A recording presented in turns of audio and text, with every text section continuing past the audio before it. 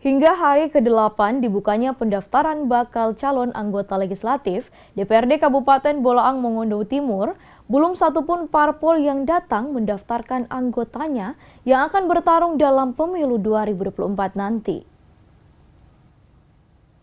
Sudah memasuki hari ke-8, tahapan pendaftaran bakal calon anggota legislatif Kabupaten Bolmong Timur dibuka. Namun, KPU Kabupaten Bolmong Timur belum menerima satupun pendaftar yang memasukkan berkas pendaftaran. Kalaupun ada parpol atau bacalek yang datang, baru sebatas konsultasi ke pihak KPU Bolmong Timur.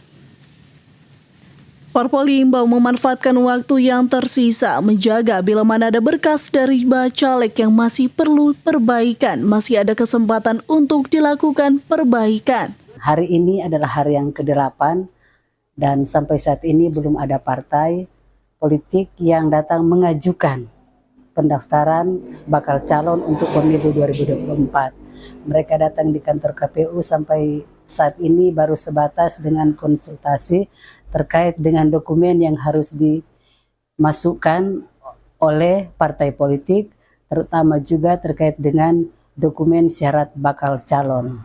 Jadi diharapkan juga kepada partai politik secepatnya melengkapi semua dokumen.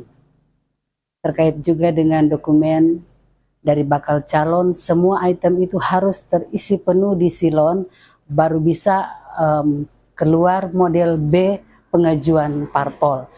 Pendaftar bacalek oleh parpol ini sendiri akan berakhir pada 14 Mei pukul 23.59 nanti. Tim Liputan Kawanwa TV melaporkan.